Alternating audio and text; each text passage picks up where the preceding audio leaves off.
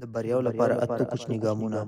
تاسو چې خپل شاوخوا ته کوم بریالي کسان وینئ هغوی هم ستاسو په څیر انسانان دي، خو توپیر مو دومره دی چې هغوی بریالي او تاسو افسوس کوونکي یئ. افسوس مه کوئ، یوازې ځینې کوچني عادتونه خپل کړئ تر څو یو ورځ د هغوی په څیر تاسو هم بریالي او کامیابه کسان اوسئ. که غواړئ خپل ژوند کې ژر مثبت بدلون حس کړئ او د بریاوو تر لوړو پوړو ورسیږئ، نو دا لارښوونې هیڅکله مه هېروئ. لومړی، سهار وخته پاڅېږئ. تل په یاد ولرئ چې بریالي کسان سهار وخته پاڅېږي. په سهار کې وخته پاڅېدل له تاسو سره مرسته کوي چې د ورځې د پیل او د ښه تېرولو لپاره پوره انرژي ترلاسه کړئ. د سهار وخت په هر لحاظ عالي وي، ستاسو پر ژوند، کارونو او زده کړو ډېر ښه اغېز کوي. نو زموږ د لومړنۍ توصیې په توګه قبول کړئ چې سهار به وخته پاڅېږئ او دا په دې توګه د بریا په لور مو خپل ګامونه چټک کړئ.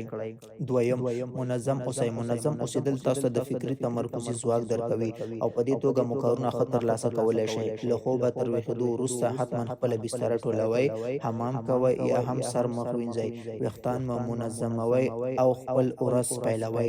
دا ټول هغه کوچني ګامونه دي چې ستاسو د کار، د زده کړو او د ژوند کیفیت لوړوي. همدارنګه د ورځې پوره 5 وخته لمونځ کول دا هم له تاسو سره په دې برخه کې مرسته کولی شي. دریم، ورزش وکړئ. ورزش خپل همیشنی عادت وګرځوئ. په ورزش سره ستاسو صحت ترڅنګ ستاسو حافظه هم پیاوړې کیږي او د فکري سکون احساس به هم مومئ. په دې توګه تاسو به پر پریکړو کې ډېر دقیق اوسئ او ژوند به مو ورځ تر بلې ښه کیږي. که د ورزش لپاره د نورې نړۍ په څیر منظم امکانات نه لرئ، حداقل منډه خو به وهلی شئ. څلورم، د خپل غذایي رژیم خیال وساتئ. هڅه وکړئ خپل غذایي رژیم جدي وګڼئ. د ښه غذایي رژیم لرل ستاسو د صحت په ښه والي کې مرسته کوي او کله چې روغتیا تضمینه وي نو ستاسو کارونه په خپله په ښه شکل ترسره کیږي او تل به پر انرژۍ اوسئ. هڅه وکړئ په سهارنۍ کې قوي خواړه وخورئ، ماسپښین متوسط خوراک وکړئ او ماښام بیخي لږ خوراک وکړئ. همدارنګه د غوښو پلونو پر ځای سبزیجات او غوښې د خپل غذایي رژیم برخه کړئ. پنځم، حتما مطالعه کوئ. مطالعه خپل همیشنی مصروفیت وګرځوئ. مهمه نه ده چې تاسو د ډیره مطالعه وکړئ، خو دا مهمه ده چې هره ورځ مطالعه وکړئ.